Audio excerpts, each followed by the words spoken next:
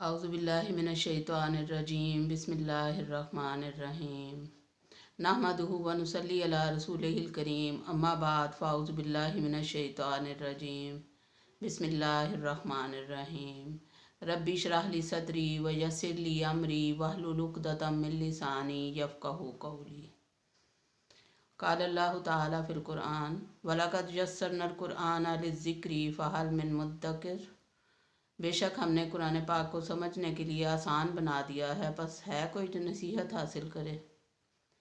वक़ाल रसूलुल्लाहि सल्लल्लाहु अलैहि वसल्लम खैरुकुम मन तअल्लमल क़ुरआन व अल्लमा। तुम में से बेहतर वो है जो कुरान सीखे और सिखाए। अल्लाह ताला हमें और आपको तौफीक दे, आमीन। अस्सलाम वालेकुम रहमतुल्लाहि व बरकातुहू। डियर स्टूडेंट्स, क्या हाल है? उम्मीद है कि आप सब अल्लाह के फजलो करम से खैरियत से होंगे इंशाअल्लाह। आज का हमारा सबक सूरतुल बकरा का रुकू नंबर 23 है, जिसकी रुकू की आखिरी दो आयात हम आज मुताला करेंगे। आयत नंबर 187 और आयत नंबर 188।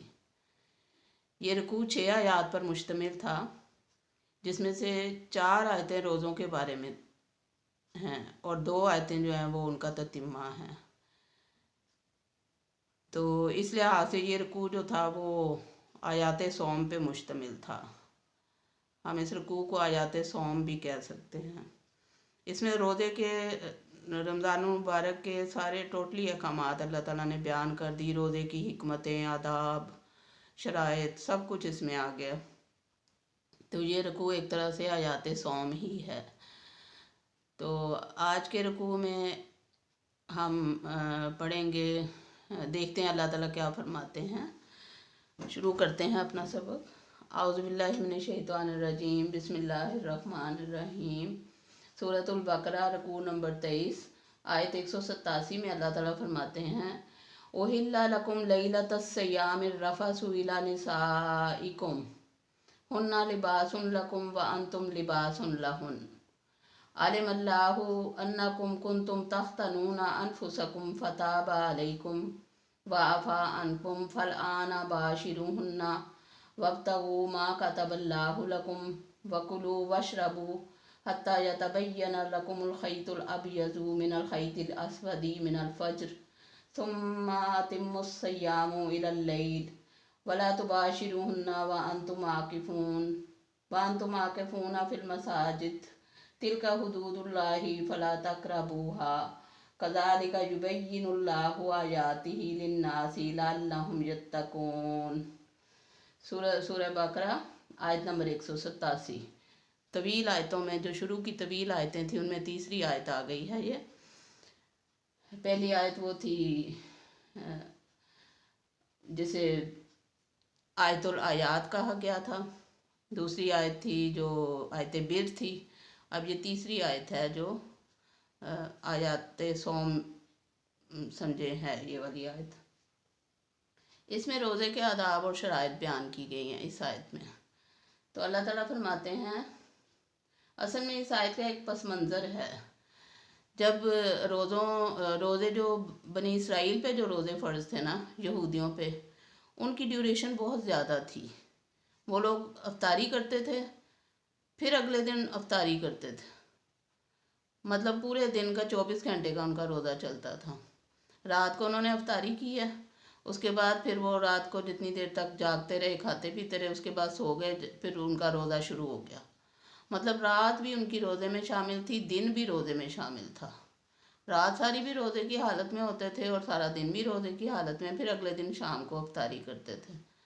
तो जब मुसलमानों पर रोज़े फ़र्ज़ हुए तो मुसलमानों ने समझा कि हमारे साथ भी ऐसा ही है, कि हमारे रोज़े भी ऐसे ही हैं, कि हम अफ्तारी करेंगे, उसके बाद हम जब सो जाएंगे तो हमारा रोज़ा शुरू हो जाएगा और अगले दिन शाम को फिर हम दोबारा खोल सकेंगे रोज़ा।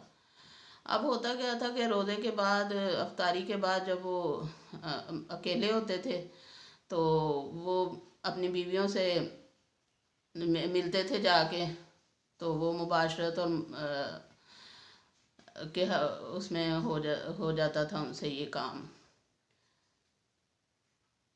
तो اس بارے میں وہ بڑے پریشان بھی رہتے تھے اور اللہ سے معافی بھی مانگتے رہتے تھے کہ ہم نے روزوں کی راتوں میں یہ عمل کر لیا، تعلقات زن و شو قائم کر لیے،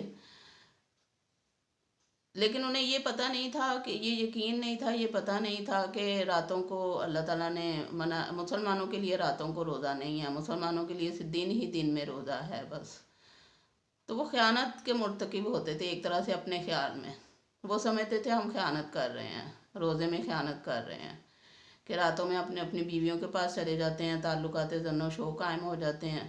تو یہ اللہ تعالیٰ نے تو یہودیوں کو تو منع کیا ہوا تھا اس بات سے، تو وہ سمجھتے تھے شاید مسلمانوں کو بھی منع ہے، صحابہ کرام کو پتہ نہیں تھا اس بات کا۔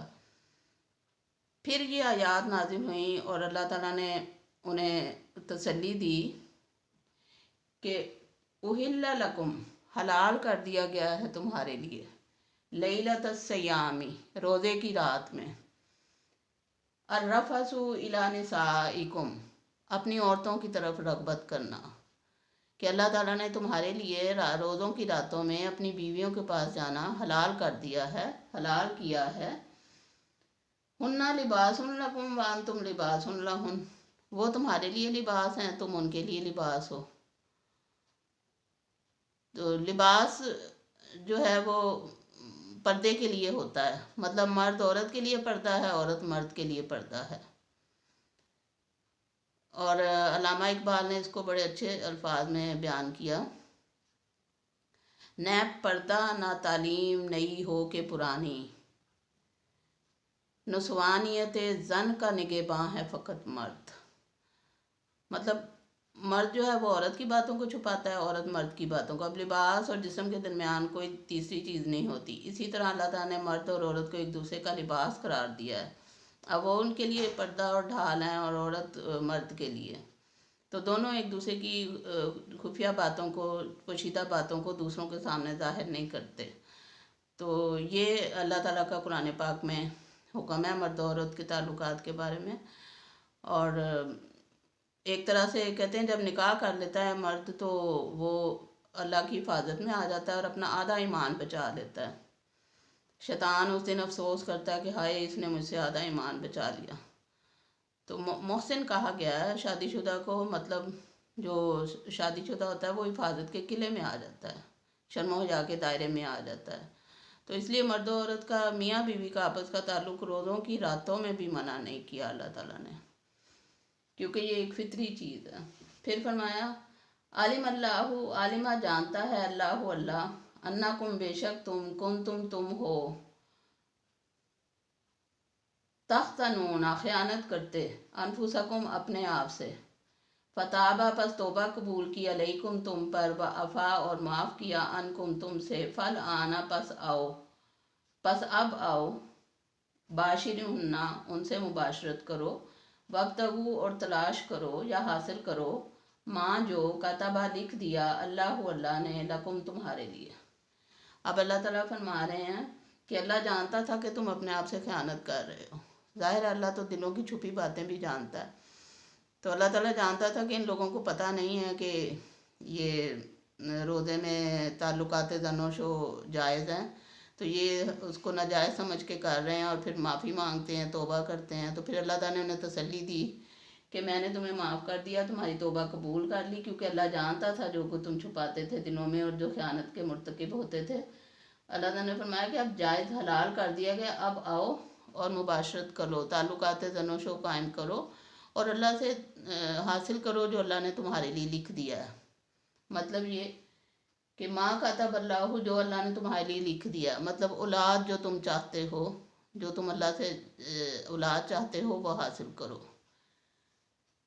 یا یہ کہ جو سکون چاہتے ہو وہ سکون حاصل کرو، کیونکہ قرآن میں نکاح کی ایک غرض لتسکنوا علیہا بھی بتائی گئی ہے کہ ان عورتوں سے سکون حاصل کرو۔ وَكُلُوا وَاشْرَبُوا، اور کھاؤ اور پیو، حتیٰ یہاں تک کہ یتبینہ ظاہر ہو جائے، لکم تمہارے لیے، الخیط الابیض سفید دھاری، من الخیط الاسود سیاہ دھاری سے، من الفجر صبح کی، فجر کی۔ تو اللہ تعالیٰ نے فرمایا کہ تم افطاری کے بعد سے لے کے صبح تک، فجر تک جو چاہو کھاؤ پیو، سحری کرو، سحری کرنے میں بھی ثواب ہے، نبی پاک صلی اللہ علیہ وسلم نے سحری کرنے کا حکم دیا ہے تو صبح فجر تک، جب تک رات کی سیاہ دھاری فجر کی پو پھٹنے تک کھاؤ پیو، اور اس کے بعد پھر روزہ رکھ لو۔ ثم اتموا الصیام الی اللیل، پھر پورا کرو روزے کو رات تک، مطلب مغرب تک۔ ولا تباشرہن، اور نہ مباشرت کرو ان سے، ان عورتوں سے، وانتم، اور تم عاکفون، اعتکاف میں ہو، فی المساجد، مساجد میں۔